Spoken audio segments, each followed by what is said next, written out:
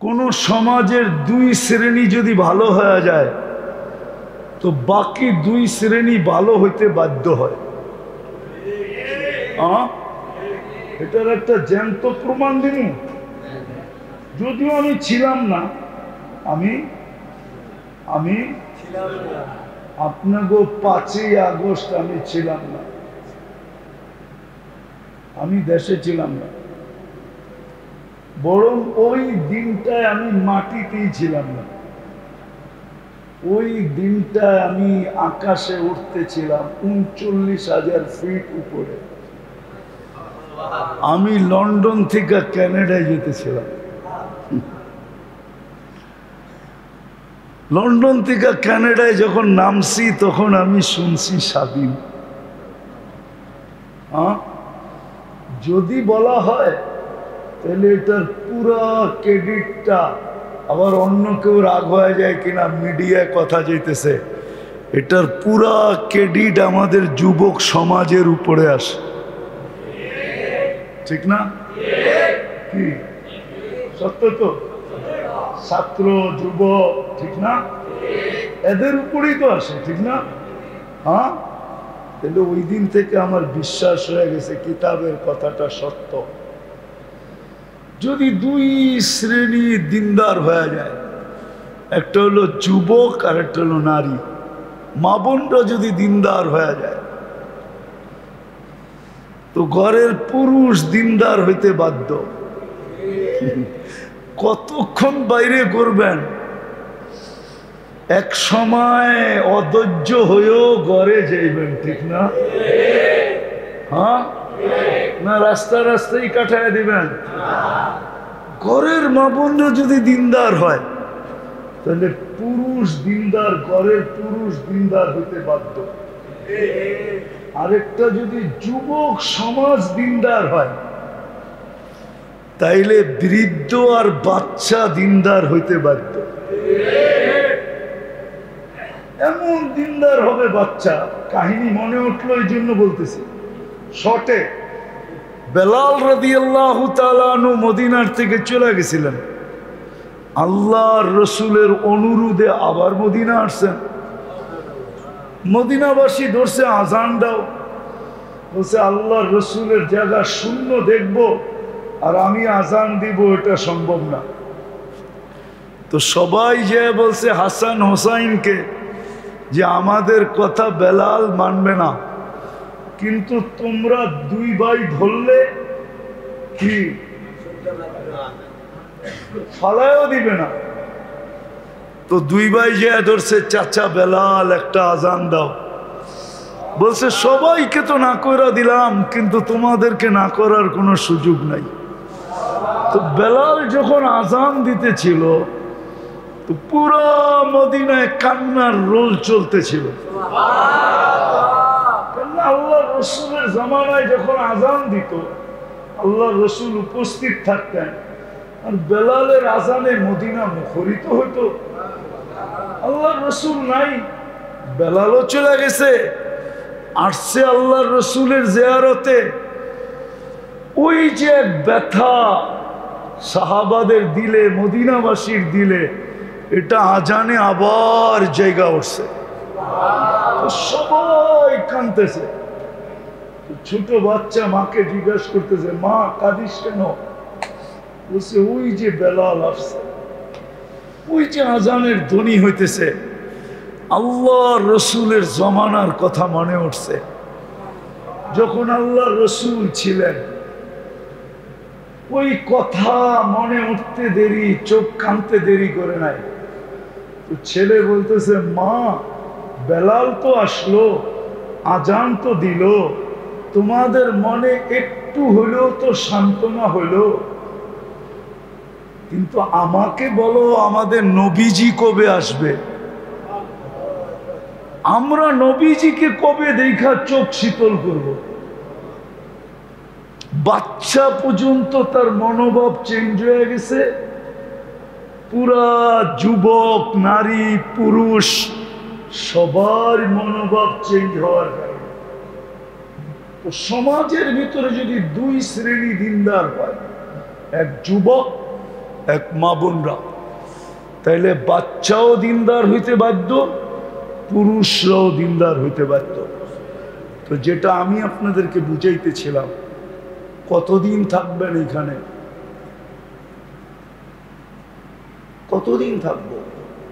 চলে তো যাবো, ঠিক না?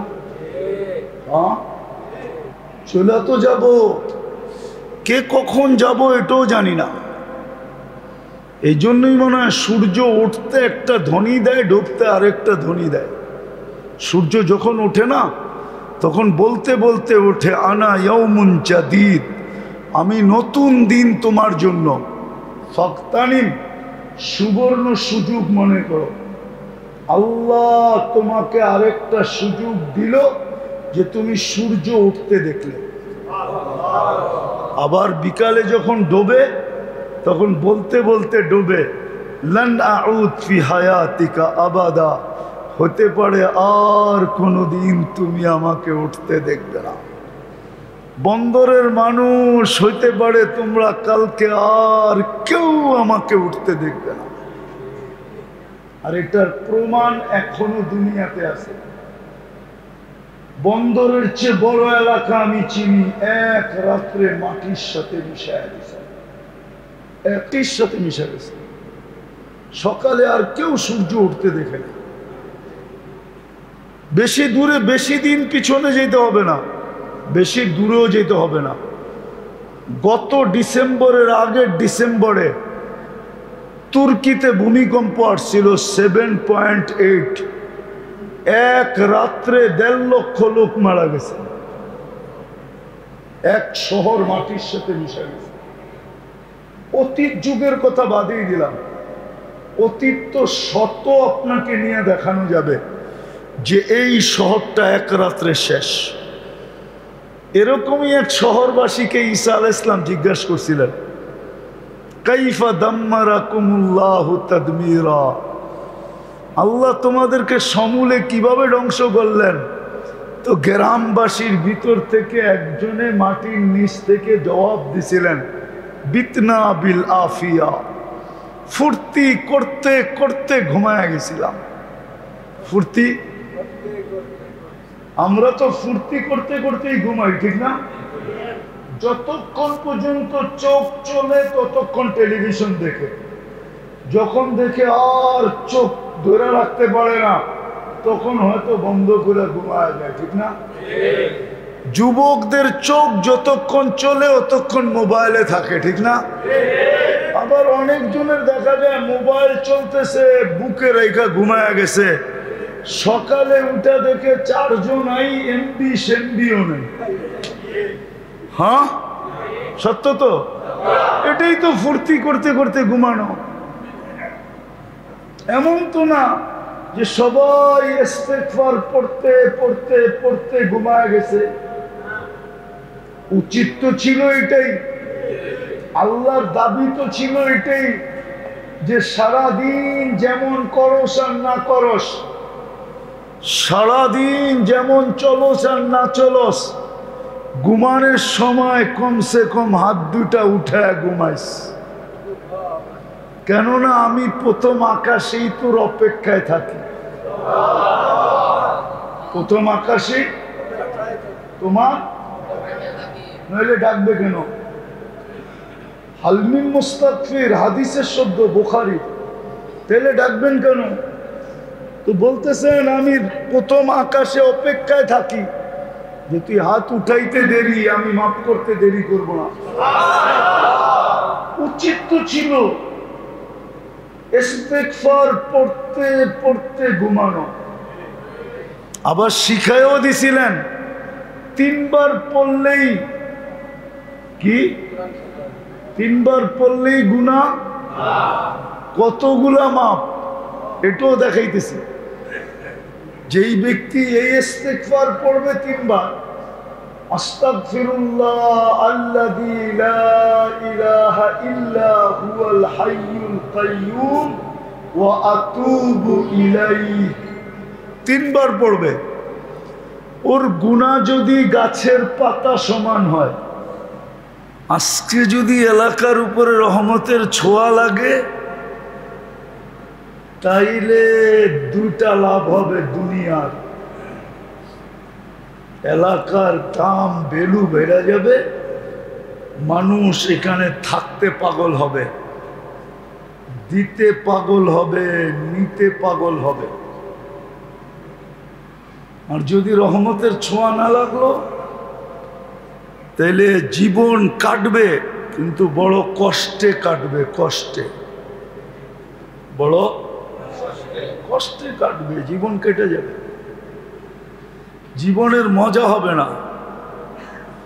তো যেটা বুঝাইতেছিলাম, আমরা মার পেটের থেকে আসতে দেরি, আমাদের প্রয়োজন চতুর্দিক থেকে আমাদেরকে ঘিরা ধরতে দেরি করে।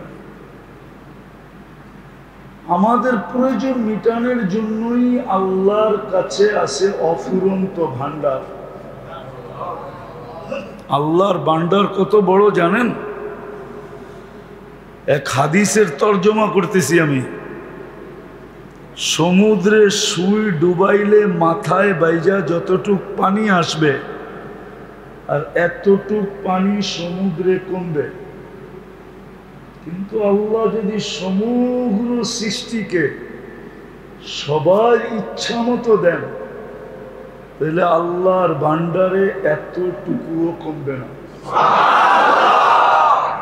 এটাই আল্লাহ এইভাবে বুঝাইছেন, লাউ জামা আউয়ালাকুম ওয়া আখিরাকুম ওয়া জিন্নাকুম ওয়া ইনসাকুম ওয়া হাইয়াকুম ওয়া মাইয়িতাকুম ওয়া যাকারাকুম ওয়া উনসাকুম ওয়া ইয়াবিসাকুম ওয়া রুতাবাকুম ফি সাঈদিন ওয়াহিদিন ফাসআলু কুল্লা ওয়াহিদাতিন মিনহুম মাসআলা মা নাকাসা মিন খাযাইনি শাই কামা ইয়ানকুসুল বাহরু ইদা উদখিলাল মিখিয়ালু ফি।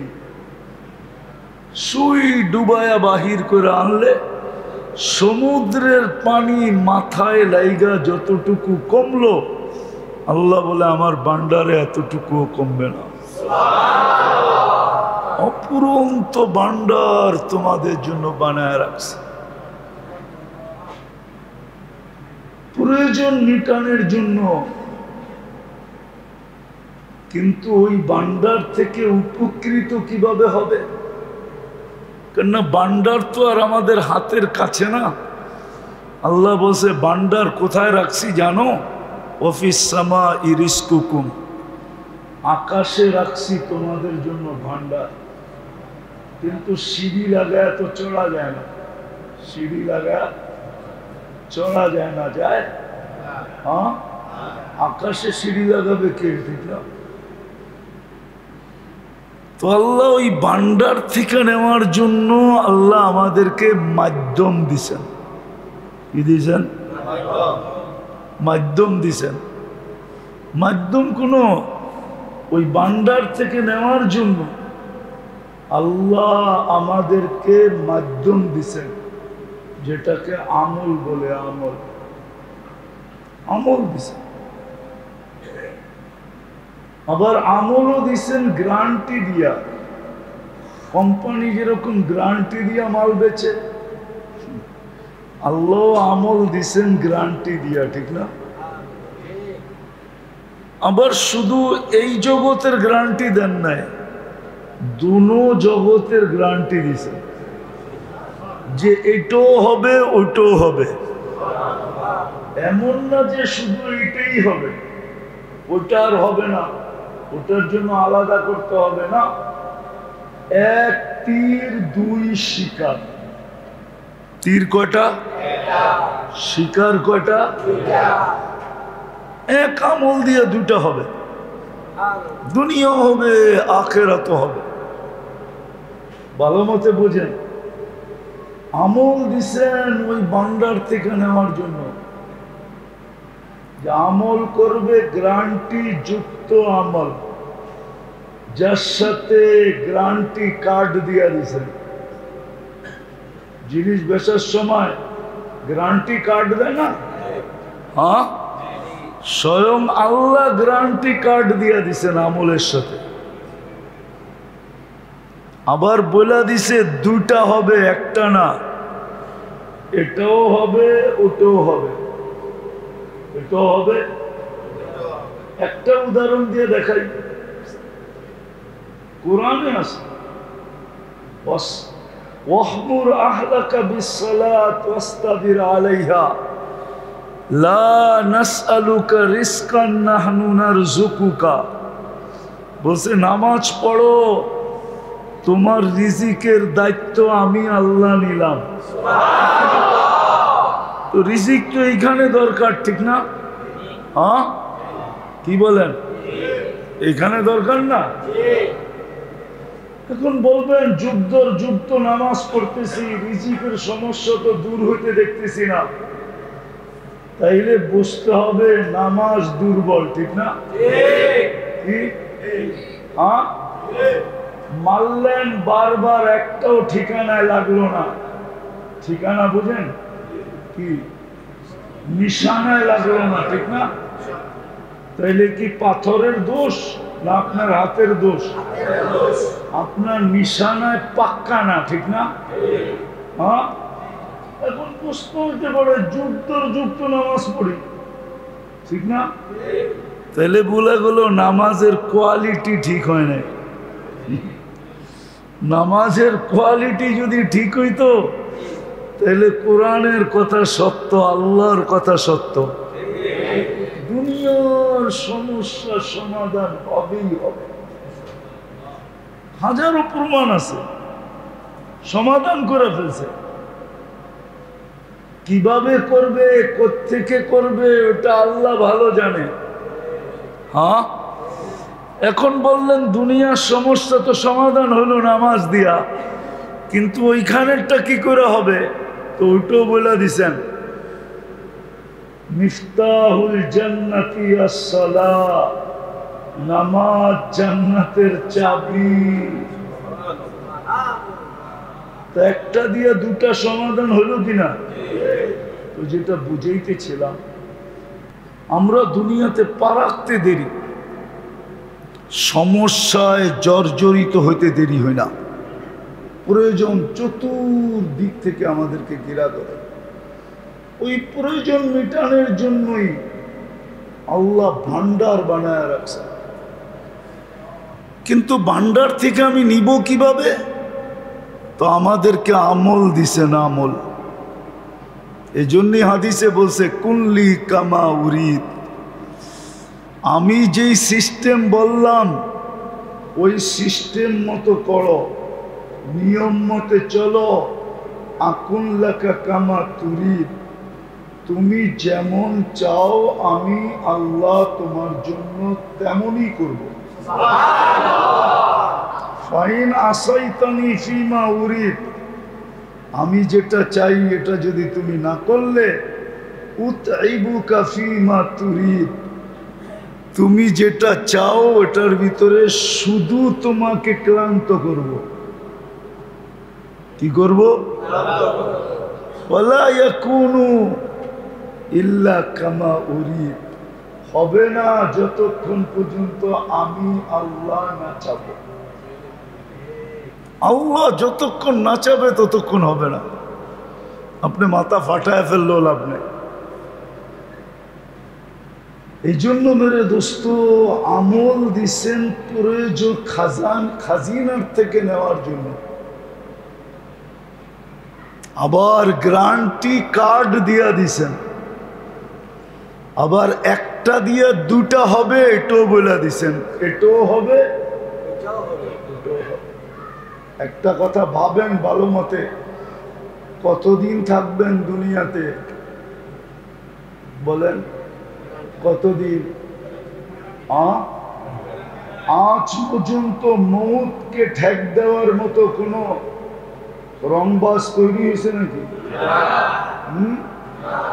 মৌতকে ঠেক দেওয়া যায় না, যায় না। মেডিসিন দিয়েও না, প্রযুক্তি দিয়েও না, বোমসুম দিয়েও না। তখন যেটাকে ঠেকেই দেওয়া যায় না, তো কতদিন থাকবেন? আবার যদি জানতাম তাইলে একটা কথা ছিল, প্রত্যেক জিনিস কেনার পরে গায়ে দেখা যায় এটার সীমারেখা কখন শেষ হবে, মেয়াদ কতটুকু, ঠিক না? হ্যাঁ, আপনি তো জানেন না সৃষ্টির সেরা হয়েও আপনার মেয়াদ কতটুকু জানেন? মেয়াদ জানেন? তাহলে তো এটাই সত্য, 1 মিনিটের নাই ভরসা, ঠিক না? হ্যাঁ, 1 মিনিটের ভরসা। যে লেখছে সে গাইছে, আবার গাওয়া অবস্থায় মারা গেছে, জানেন? ফিরোজ শাহী লেখছে গান, গাইছে ও, আবার গাওয়া অবস্থায় মারা গেছে গাজীপুরের স্টেজে। যদিও ঘোষণা হয়েছে হাসপাতালে, কিন্তু মারা গেছে স্টেজে, এটাই সত্য। চলে তো যাবে, বেশি দিন তো থাকা যাবে না। এইবার পাবেন যার কাছ থেকে আসছি তার কাছে যাব, ঠিক না? ফাঁকি দেওয়া যাবে না? যুবক ফাঁকি দিতে পারবে? না বৃদ্ধ পারবে, না নারী পারবে, না পুরুষ পারবে, না মেজর জেনারেল পারবে, হ্যাঁ, না আইজিপি পারবে, না প্রধানমন্ত্রী পারবে, না প্রেসিডেন্ট পারবে। কোনো মত ফাঁকি দেওয়ার কোনো রাস্তা নেই। চলে তো যাব, চলে তো যাব, এটা তো চির সত্য, ঠিক না? এই জন্যই কিন্তু আল্লাহর রাসূল সতর্ক করছিলেন। আজকে আমরা সতর্কবাণী কানে নেই নাই, সতর্কবাণী কানে ঢুকাই নাই। যদি ঢুকাইতাম তাহলে আমার যুবক সমাজ এরকম হতো না, আমার নারী সমাজ এরকম হতো না, আমার পুরুষ সমাজ এরকম হতো না, আমার সমাজটাই এরকম হতো না। যাদেরকে আল্লাহ মুসলমানের ঘরে জন্ম দিলেন নিজের ইচ্ছায়, ইচ্ছাটা কার? আল্লাহ। আল্লাহ কি কোনো ছোট ব্যক্তিত্ব? কত বড়? অনেক বলতো করো, আমেরিকার চেয়ে ছোট তো হইব, ঠিক না? এর চেয়েও বড়। সমগ্র সৃষ্টি যার 2 অক্ষরের মধ্যে,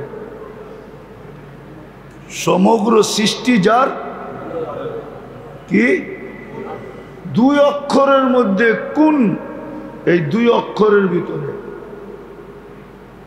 হইতে বললে হয়ে যায়, বিলুপ্ত বললে বিলুপ্ত হয়ে যায়। একটা উদাহরণ দিই আপনাদেরকে। বাংলাদেশের জনসংখ্যা কত? 20 কোটি, ঠিক না? ইন্ডিয়ার কত? 140 কোটি। কত হইল? 160 কোটি, ঠিক না? অ্যাটম বোমা তো আছে, ঠিক না? না ইন্ডিয়ার কাছে নাই? হ্যাঁ, সমস্ত বাহিনী তো আছে, ঠিক না?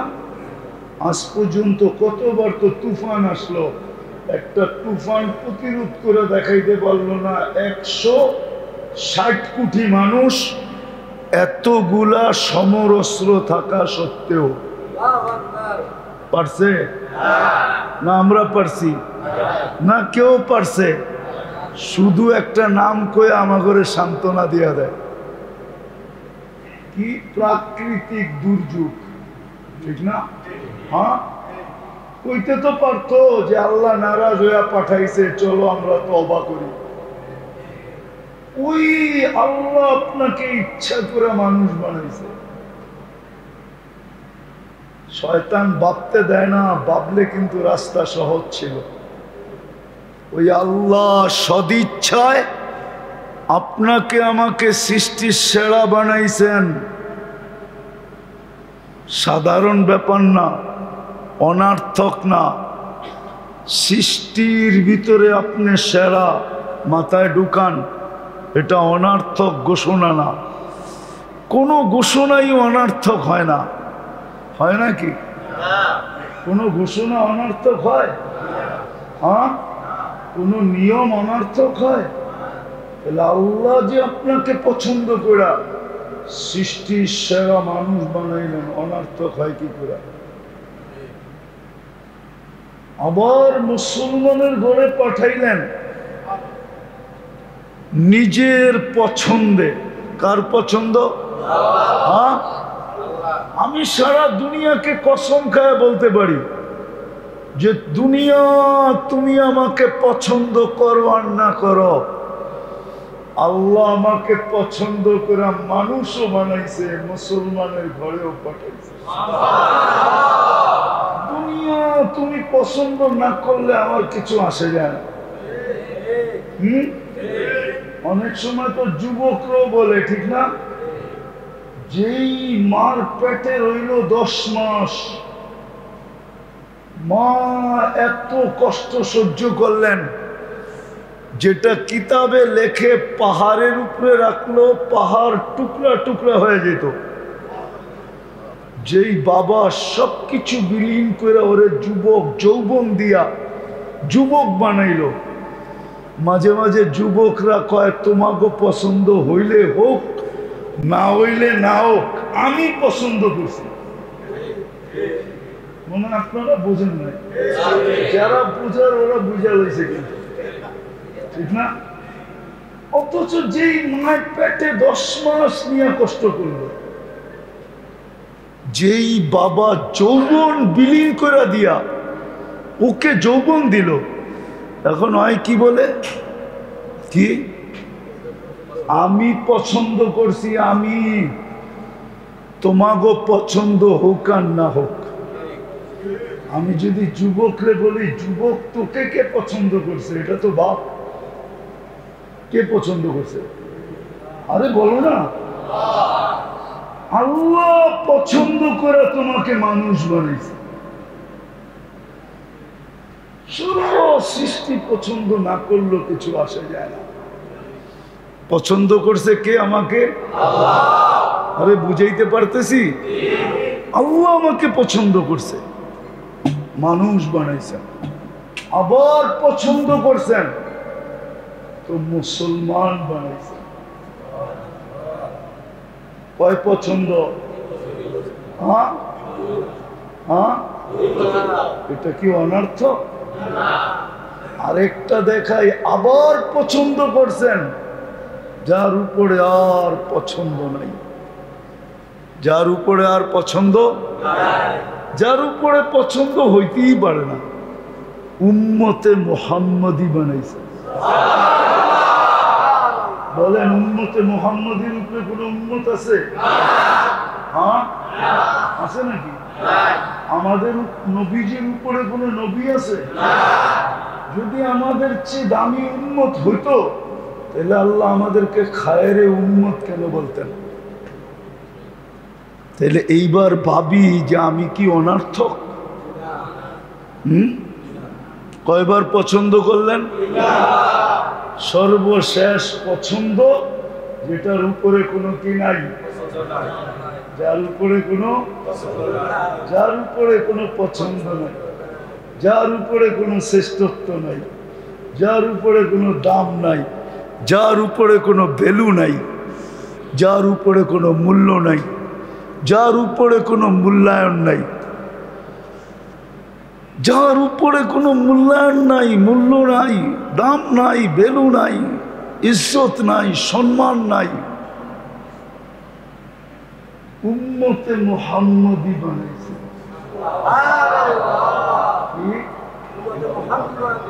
উম্মতে মুহাম্মদী অনর্থ তো যেটা বুঝাইতেছিলাম, কয়দিন থাকবো এখানে? কয়দিন? যুবকদেরকে বলতেছি কয়দিন থাকবো। এই জন্য যুবকদেরকে বলতেছি, কোন সমাজের 2 শ্রেণী যদি ভালো হয়ে যায় তো বাকি 2 শ্রেণী ভালো হইতে বাধ্য হয়। এটার একটা জ্যান্ত প্রমাণ দিন। যদিও আমি ছিলাম না, আমি আপনাকে 5ই আগস্ট আমি ছিলাম না,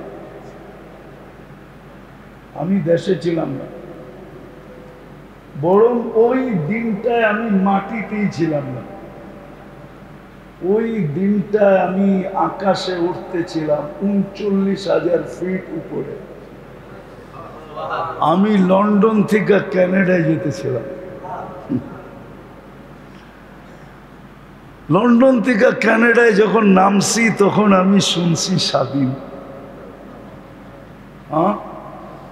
যদি বলা হয় তাহলে এটার পুরা ক্রেডিটটা আবার অন্য কেউ রাগ হয়ে যায় কিনা, মিডিয়ায় কথা যাইতেছে, এটার পুরা ক্রেডিট আমাদের যুবক সমাজের উপরে আসে, ঠিক না? কি সত্য তো? ছাত্র যুবক, ঠিক না? এদের উপরেই তো আসে, ঠিক না? হ্যাঁ, তাহলে ওই দিন থেকে আমার বিশ্বাস হয়ে গেছে কিতাবের কথাটা সত্য। যদি দুই শ্রেণী দিনদার হয়ে যায়, একটা হলো যুবক আর একটা হলো নারী, মা বোনরা যদি দিনদার হয়ে যায় তো ঘরের পুরুষ দিনদার হইতে বাধ্য। কতক্ষণ বাইরে করবেন? এক সময় অধৈর্য হয়েও ঘরে যাইবেন, ঠিক না? হ্যাঁ না, রাস্তা রাস্তায় কাটায় দিবেন? ঘরের মা বোনরা যদি দিনদার হয় তাহলে পুরুষ দিনদার, ঘরের পুরুষ দিনদার হইতে বাধ্য। আরেকটা যদি যুবক সমাজ দিনদার হয় তাইলে বৃদ্ধ আর বাচ্চা দিনদার হইতে বাধ্য। এমন দিনদার হবে বাচ্চা, কাহিনী মনে উঠলো এই জন্য বলতেছি শর্টে। বেলাল রাদিয়াল্লাহু তাআলা আনহু মদিনার থেকে চলে গেছিলেন, আল্লাহর রসুলের অনুরোধে আবার মদিনা আসছেন। মদিনাবাসী ধরছে আজান দাও, বলছে আল্লাহর রসুলের জায়গা শূন্য দেখব আর আমি আজান দিব, এটা সম্ভব না।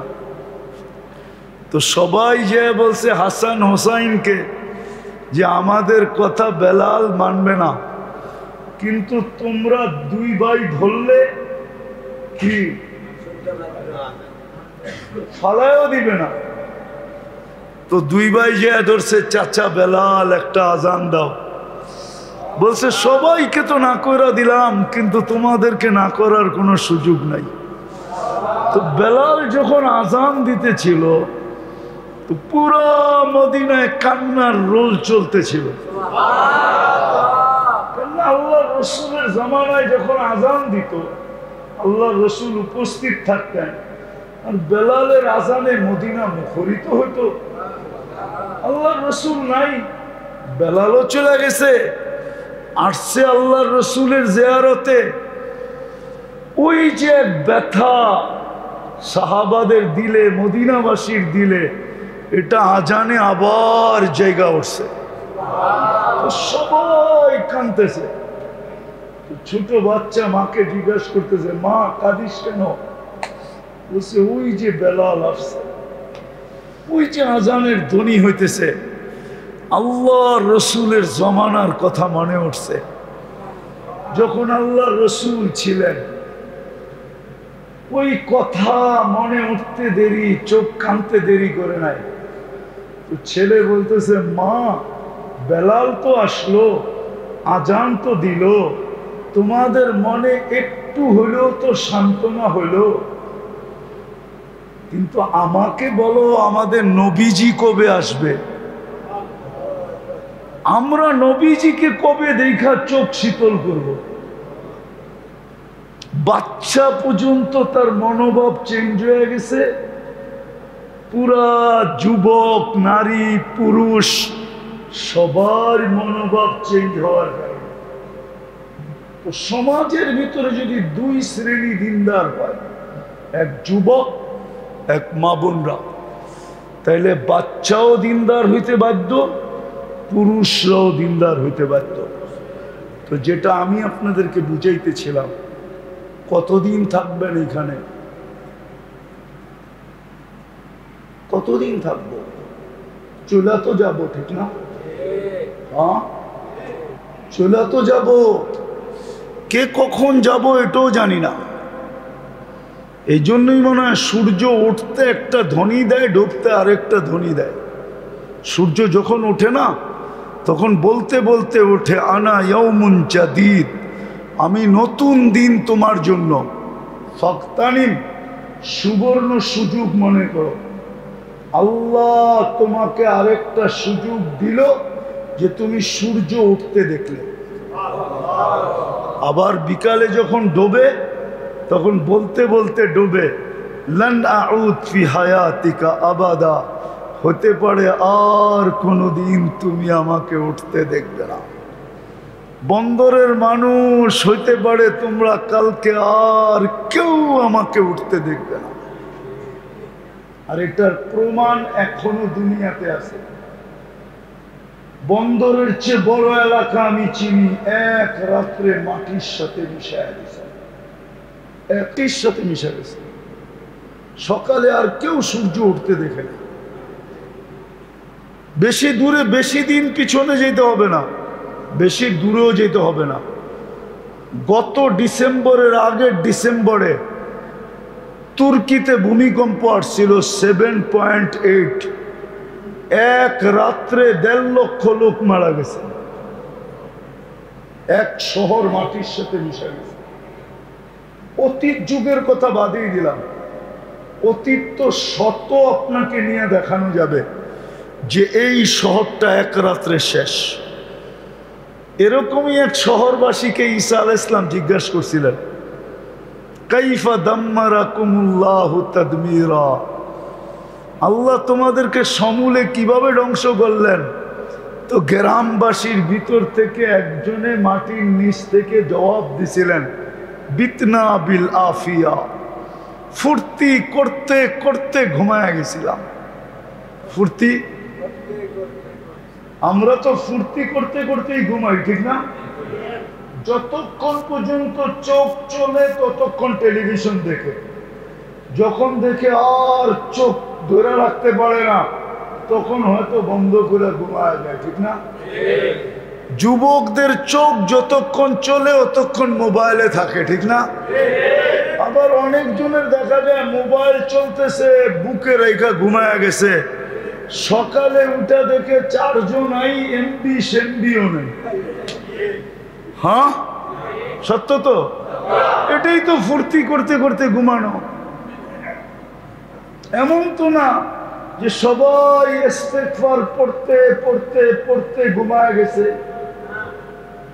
উচিত তো ছিল এটাই, আল্লাহর দাবি তো ছিল এটাই যে সারাদিন যেমন করস আর না করস, সারাদিন যেমন চলস আর না চলস, ঘুমানোর সময় কমসে কম হাত দুটা উঠায় ঘুমাইস। কেননা আমি প্রথম আকাশেই তোর অপেক্ষায় থাকি। প্রথম আকাশে তোমার নইলে ডাকবে কেন? হালমিন মুস্তাগফির হাদিসের শব্দ, বুখারী, তাহলে ডাকবেন কেন? তো বলতেছেন আমি প্রথম আকাশে অপেক্ষায় থাকি যে তুই হাত উঠাইতে দেরি, আমি মাফ করতে দেরি করব না। উচিত তো ছিল ইস্তেগফার পড়তে পড়তে ঘুমানো। আবার শিখায়ও দিছিলেন 3 বার পড়লেই কি, 3 বার পড়লেই গুনাহ কতগুলা মাপ, এটাও দেখাইতেছি।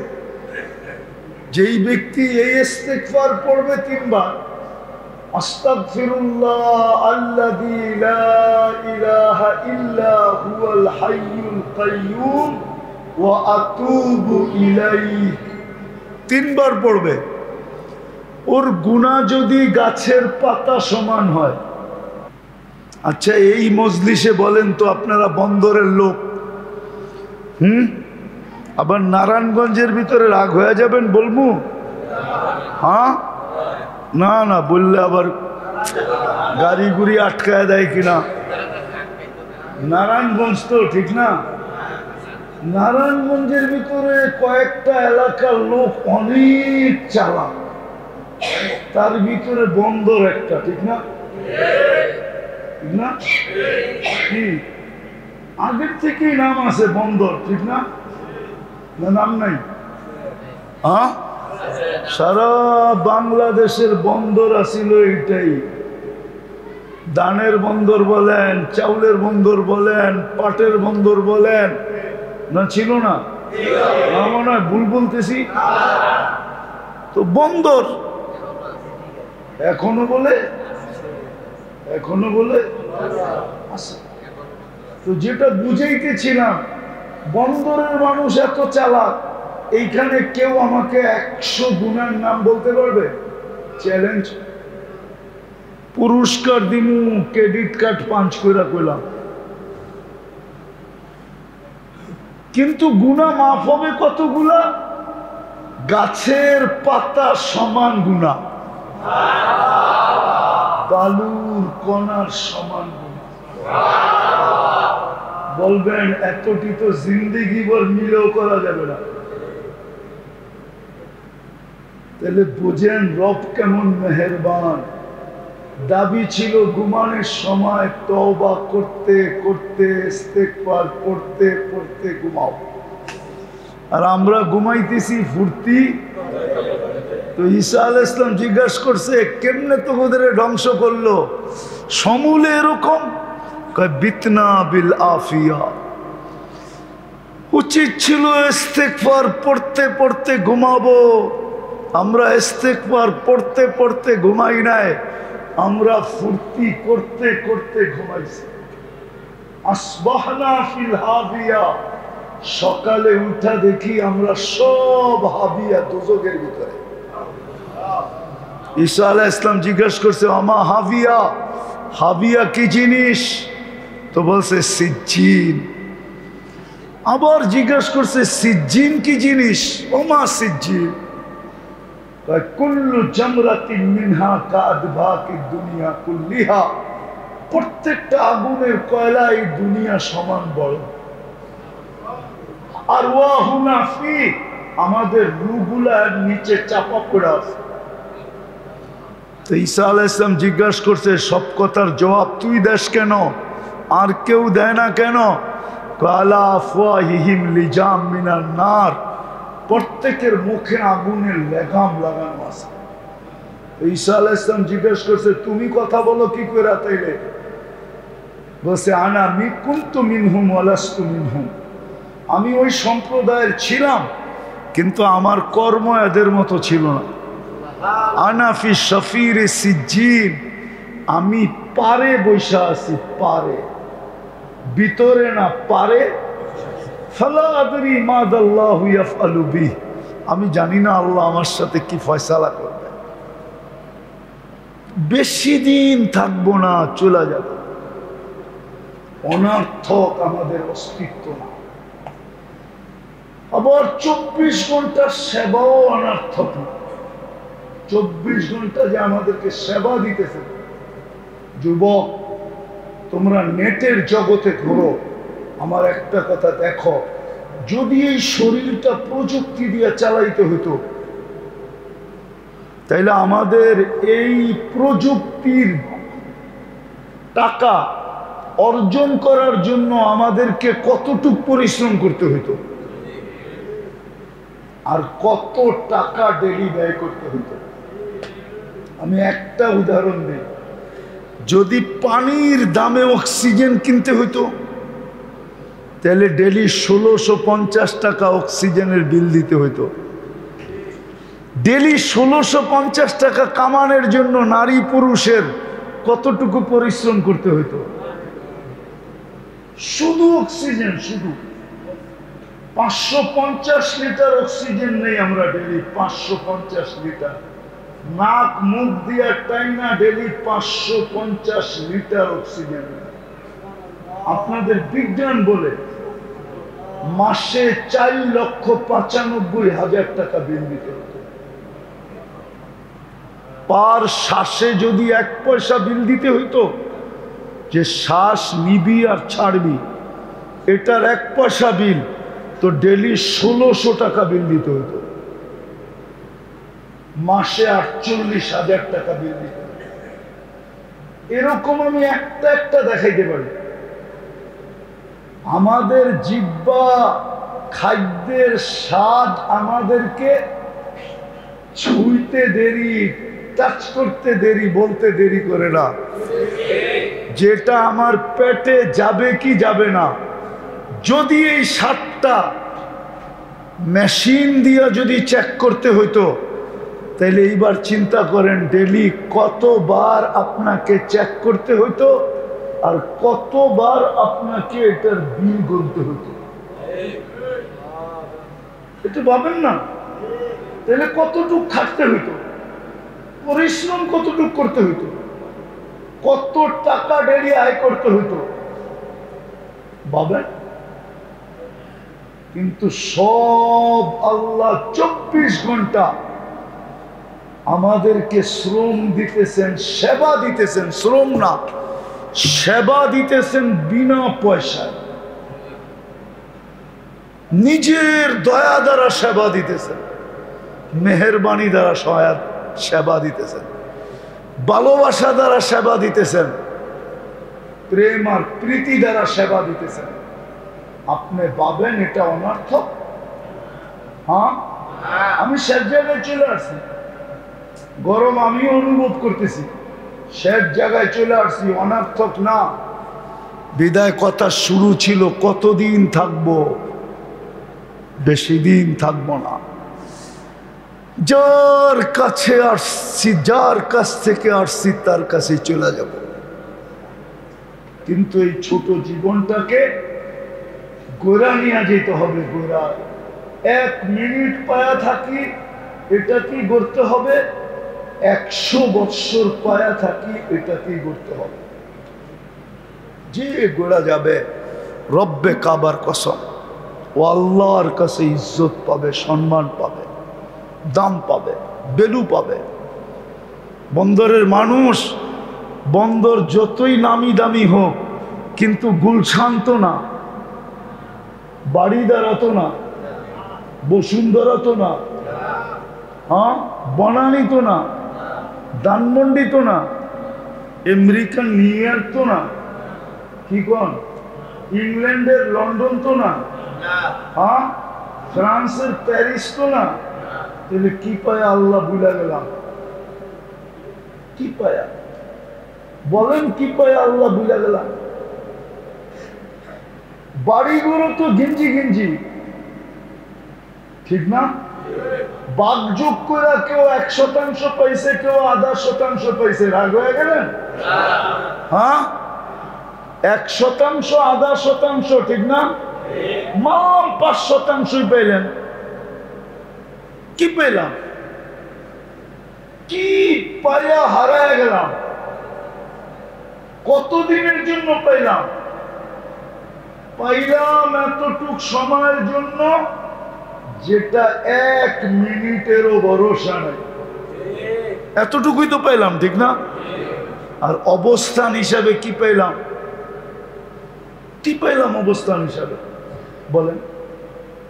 বুঝতাম গুলশানেরা হারায় গেছে, গুলশান পায়া, বাড়িদারেরা হারায় গেছে, বাড়িদারা পায়া, বসুন্ধরা হারায় গেছে, বসুন্ধরা পায়া, ধানমন্ডি হারায় গেছে, ধানমন্ডি পায়া, বনানী হারায় গেছে, বনানী পায়া, নিউ ইয়র্কেরা হারায় গেছে, নিউ ইয়র্ক পায়া।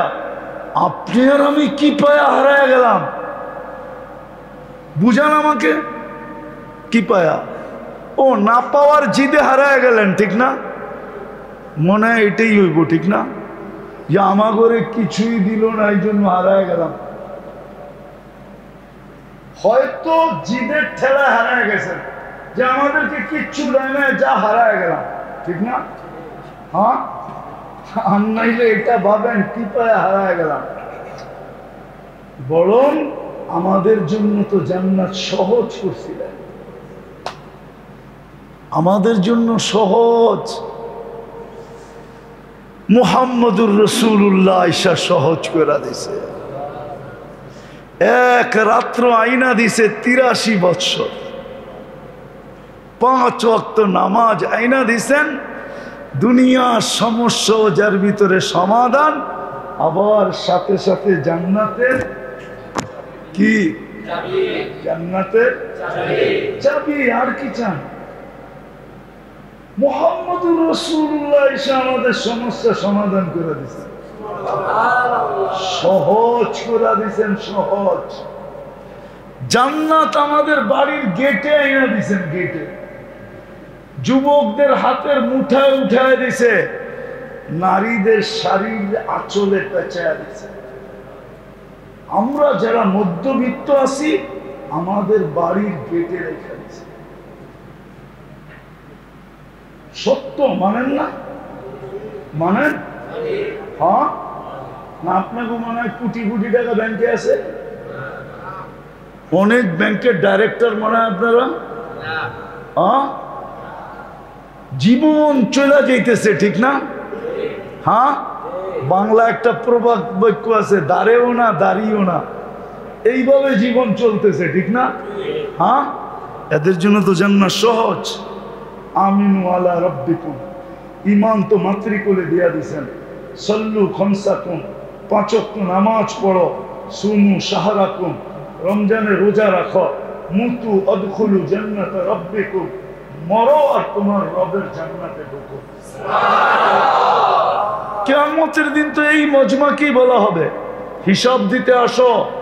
যদি এই 3টা ওকে থাকে, ঈমান নামাজ রোজা ওকে থাকে, তো এরাই বলবে আইয়ু হিসাবিল্লানা মা আতানাল্লাহু মালা, কিসের হিসাব রে, মালই তো দেয় না। দুনিয়াতে তো মালই ছিল না, কিসের হিসাব? আল্লাহ জিজ্ঞেস করবে কারা কি বলে, বলবে মধ্যবিত্ত আর গরিব। দুনিয়াতে নাকি সঞ্চয় বলতে কিছু ছিল না, এই জন্য হিসাবও দিতে চায় না। তা আল্লাহ বলবে সত্য বলছে এরা, কানে কানে বলে দাও ইনতালিকু ইলাল জান্নাতি বিগাইরি হিসাব ওয়ালা কিতাব, হিসাব কিতাব ছাড়া যেন জান্নাতে চলে যায়। সহজ তো ছিল, কিন্তু আফসোস এইখানে হারায় যে কেন গেলাম বুঝলাম না। হয়তো এই জিদে আল্লাহ আমাদেরকে কিছু দেন না, এই জিদে না, এমনি হারায় গেলাম। এই জন্য মেরে দোস্ত, পায়ে হাত দিয়া বলি, পায়ে হাত দিয়া আসেন, আমাদের পরিশ্রম বেশি না। যুবকদেরকে বলি ফিরো, নাইলে বড় পস্তাবে। তোমার যৌবনের অনেক দাম, অনেক দাম, জীবনেরও দাম, যৌবনেরও দাম, অনেক দাম। খোদার কসম, সমগ্র সৃষ্টি এক মুহূর্তের জন্য আল্লাহর গুণগান বন্ধ করে না। সমগ্র সৃষ্টির গুণগান যদি এক পাল্লায় দেওয়া হয়, আর আপনার একবারে সুবহানাল্লাহ আরেক পাল্লায় দেওয়া হয়, সমগ্র সৃষ্টির গুণগান আপনার সুবহানাল্লাহর সামনে জিরোর মানও রাখে না। জিরো মনে হয় বুঝে নাই, কেননা কোন সৃষ্টির কোনো বিনিময় নেই, সোয়াব নাই। ও পড়তে বাধ্য, ওকে কোনো সোয়াব দেওয়া হবে না। আপনি সুবহানাল্লাহ বলতে দেরি, সৌরজগতের অর্ধেক জায়গা নেকি দিয়ে ভরতে দেরি হবে। সুযোগ দিছে আজকে মুহাম্মদুর রাসূলুল্লাহ এসে আমাদের হাতে উঠায় দিছে। রবিউল আউয়ালের মাস চলতেছে, কালকেই 12ই রবিউল আউয়াল। আসেন তওবা করি, তওবা। বিশেষ করে যুবকদেরকে বলি তওবা করো, নাইলে এটাও মনে রাখো ইন্না বাতশা রব্বিকা লাশাদীদ। একদিন আসবে আল্লাহর থাবা যদি পড়া গেল, তাইলে আল্লাহর থাবা তোমার উপরে আমার উপরে যদি আল্লাহর থাবা পড়া গেল, তো ওটা ইতিহাস হয়ে যাবে। ইতিহাস কি হয়ে যাবে? ইতিহাস। কি হয়ে যাবে? ইতিহাস। হাজারো চোখে আঙ্গুল দিয়ে দেখানো যায় যে ইতিহাস হয়ে গেছে আল্লাহর থাবা। এই জন্য যুবকদেরকে বলতেছি, দিনদার হও, তওবা করো, দিনদার হও। মসজিদ বড়, দায়িত্ব নাও যে আমি শুধু দিনদার হব না, আমার সমাজকে আমি দিনদার বানাবো।